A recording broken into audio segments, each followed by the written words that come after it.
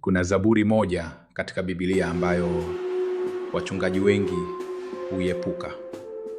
Huenda hujawahi kuisikia ikisomwa hadharani, sio kanisani, sio kwenye ibada za usiku, hata sio kwenye mahubiri ya huzuni, kwa sababu inamalizika kwa kitu cha kutisha sana, maneno ambayo hayaonekani kuwa sehemu ya maombi au sifa kwa Mungu. Hayawezi kufariji, hayaleti tumaini, hayahubiri amani. Zaburi hii inamalizika kwa damu. Maneno ya mwisho ya zaburi hiyo yanasema hivi: heri mtu yule atakayewakamata watoto wako na kuwavunja-vunja juu ya miamba. Zaburi ya 137 aya ya 9. Ndiyo, mstari huo upo kwenye Biblia yako, si katika kitabu cha vita kama Yoshua au Waamuzi, bali katika Zaburi, wimbo mtakatifu, maombi ya watu wa Mungu, wimbo uliopaswa kuimbwa katika ibada, na bado ndiyo namna unavyomalizika. Kwa hiyo, kwa nini upo hapo?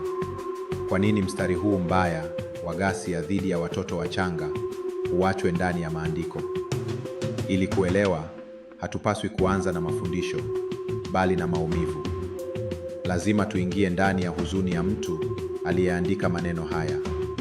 Zaburi hii iliandikwa wakati wa uhamisho wa Babeli, wakati ambapo taifa la Israeli lilishindwa na kuvamiwa na Wababeli. Yerusalemu, mji wa Mungu, ulichomwa moto, hekalu lilivunjwa, familia zilisambaratishwa, wanaume waliuawa, wanawake walidhulumiwa, na watoto, hata wachanga, waliuawa kikatili mbele ya wazazi wao. Na waliobaki hai walichukuliwa mateka, wakiwa wamevunjika kimwili na kiroho, wakipelekwa Babeli kama watumwa, wakiwa wamedhalilishwa, wakiwa hawana tena tumaini. Wakiwa huko, maadui wao waliwacheka. Tuimbieni moja ya nyimbo zenu za Sayuni. Fikiria hilo. Maadui walioua familia yako, kuvunja mji wako, sasa wanataka uwapigie nyimbo za ibada. Ni dhihaka ya hali ya juu. Ni kama kuambiwa ucheke katika mazishi yako. Na hapo ndipo zaburi hii inapozaliwa. Sio kutoka kwa moyo wa shujaa anayeinua imani, bali kutoka kwa mtu aliyeangamia kabisa, akimwaga hasira yake kwa Mungu. Mstari wa 9 wa Zaburi ya 137 hauandikwi kama agizo la kufanya ukatili. Hauwezi kuchukuliwa kama ruhusa ya kisiasa au ya kidini ya kulipiza kisasi. Ni kilio, ni hasira ambayo haijachujwa. Ni maneno ya mtu anayehisi kama dunia imesaliti haki. Na ndio maana kwa kwenye Biblia. Biblia haikuchagua kutuonyesha maombi yaliyopakwa rangi ya utakatifu tu. Inatuonyesha pia vilio vya kweli. Wakati mwingine maombi hayaonyeshi imani ya nguvu, bali uhusiano halisi. Zaburi hii haimwonyeshi mtu anayepambana katika sala ili apone. Inaonyesha mtu anayemimina uchungu wake kwa Mungu kwa uhalisia kabisa. Hata kama ni uchungu wa kutamani watoto wa adui yake wapate kile walichowafanyia wengine. Kwa hiyo, swali si kwa nini mstari huo uko katika Biblia. Swali la kweli ni kwa nini Mungu aliacha ubaki? Na jibu ni hili: kwa sababu kuna nafasi kwa maumivu halisi katika uhusiano wetu na Mungu. Maombi haya si ya kuigwa, lakini ni ya kueleweka. Mstari huu hautufundishi kulipiza kisasi, lakini unatufundisha kwamba Mungu anaweza kustahimili kilio chetu hata cha giza, kwamba unaweza kusema unachohisi kwa kweli hata kama kinamalizika kwa laana dhidi ya maadui wako, hata kama kinamalizika kwa aya ya 9. Imani si kutabasamu wakati umevunjika. Imani si kusema yote ni sawa wakati moyo wako unavuja damu.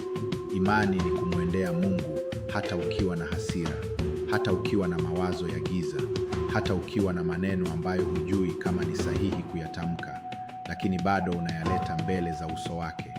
Na hivyo zaburi hii inakuwa si ushahidi wa ukatili wa mtu, bali ushahidi wa ujasiri wa kuwa kweli mbele za Mungu. Kama mstari huu uko katika Biblia, basi hakuna kitu unachopitia ambacho hakiwezi kusemwa kwa Mungu.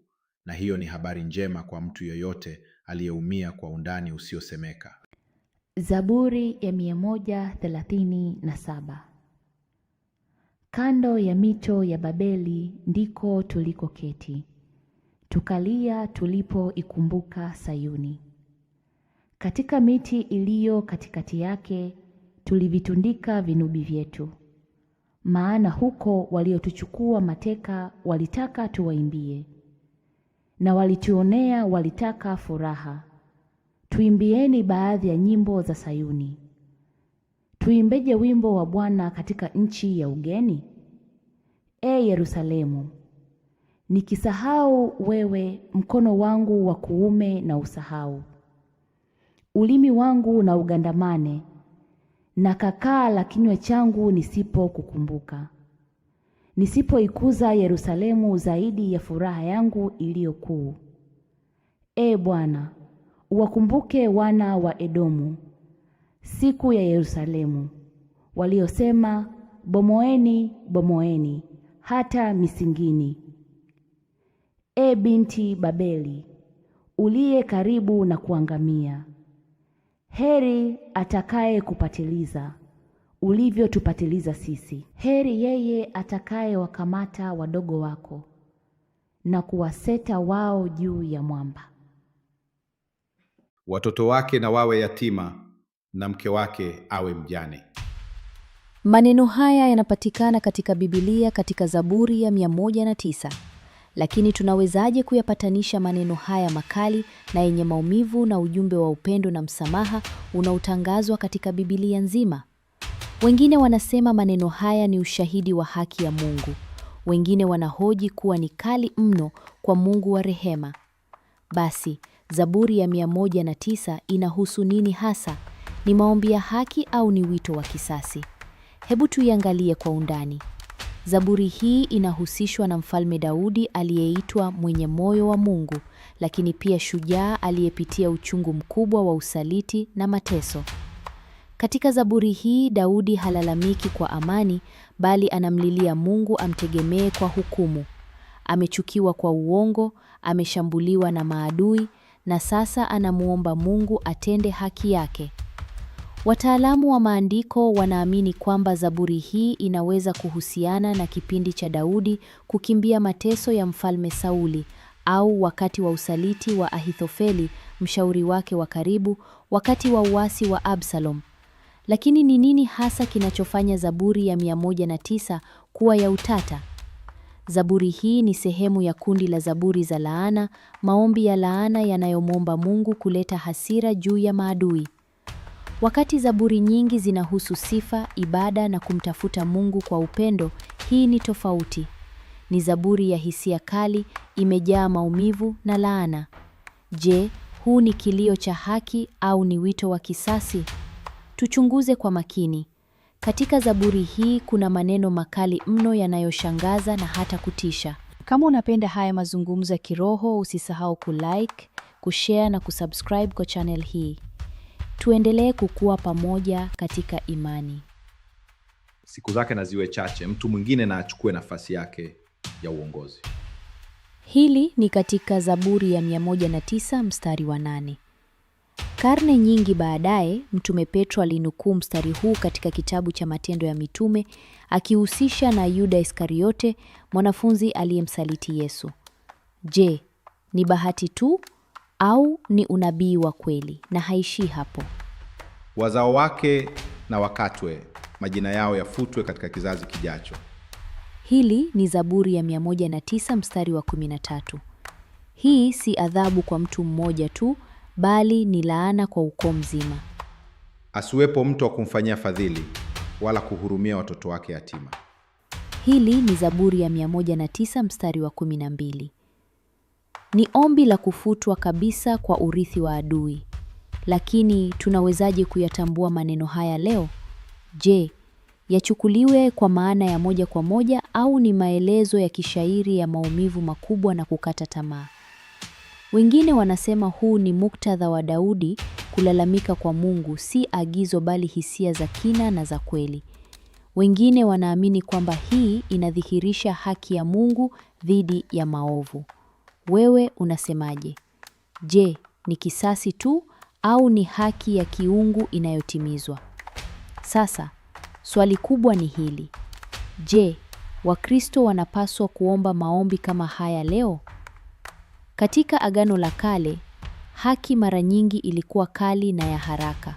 Zaburi kama hii hazikuwa za kulipiza kisasi binafsi, bali kuikabidhi haki mikononi mwa Mungu. Lakini katika Agano Jipya tunaona mabadiliko makubwa. Yesu alifundisha kwa moyo mkunjufu. Wapendeni adui zenu na kuwaombea wanaowaudhi. Mathayo sura ya 5 mstari wa 44. Na ingawa mitume walinukuu Zaburi hii, hasa mstari wa 8 kuhusu Yuda Iskariote, Yesu mwenyewe hakuwalaani waliomsaliti. Badala yake, akiwa msalabani, aliomba kwa ajili yao. Baba, wasamehe kwa kuwa hawajui walitendalo. Basi, je, tunapaswa kuomba kama Daudi alivyokuwa akifanya katika Zaburi ya 109? Wengine wanasema hapana, kwa sababu inapingana na ujumbe wa upendo na msamaha wa Yesu. Ukristo ni juu ya rehema, si laana. Wengine wanasema ndiyo, kwa sababu kuomba haki ya Mungu bado ni sehemu ya imani ya kibibilia. Tofauti kuu ni hii: kutafuta haki ya Mungu si sawa na kulipiza kisasi binafsi. Kwa hiyo, tufanye nini na Zaburi hii leo? Ikiwa umewahi kuhisi kusalitiwa, kushambuliwa au kuonewa kwa uongo, Zaburi ya 109 inatukumbusha jambo muhimu. Mungu anaruhusu tuwe wa kweli kuhusu maumivu yetu. Daudi hakuficha hisia zake, aliimimina mioyo yake mbele za Mungu. Na hapo ndipo tunapopata siri ya nguvu zake. Badala ya kulipiza kisasi mwenyewe, Daudi aliikabidhi hasira yake kwa Mungu. Kwa wale wanaojiuliza kama Mungu ni mwenye haki, Zaburi hii ni ukumbusho mgumu lakini wenye nguvu kwamba Mungu anaona kila kitu. Biblia inatambua kuwa dhuluma ipo, lakini pia inatufundisha kwamba haki ya mwisho si yetu, bali ni ya Mungu. Lakini tunawezaje kusawazisha haki na rehema? Kwa upande mmoja, mwandishi wa Zaburi anaita hukumu, lakini kwa upande mwingine, Yesu anafundisha msamaha. Vyote vina nafasi katika imani yetu. Haki inahakikisha uovu hauendelei, wakati rehema inatufundisha kwamba sisi sote ni wenye dhambi. Basi tukiumizwa, tufanye nini? Omba kwa uaminifu, aminia haki ya Mungu, na kama Yesu, chagua rehema badala ya chuki. Zaburi ya 109 ni somo la maisha. Inaonyesha hali halisi ya maisha ya kibinadamu, maumivu, usaliti na wito wa haki. Lakini pia inatufundisha njia ya kumtumaini Mungu kwa haki na msamaha. Katika dunia ambayo tunakumbana na maovu na dhuluma, ni muhimu tukumbuke kwamba haki ni mikononi mwa Mungu, na sisi tukifuata mfano wa Yesu, tunapenda, kusamehe na kuonyesha rehema hata kwa wale wanaotukosea.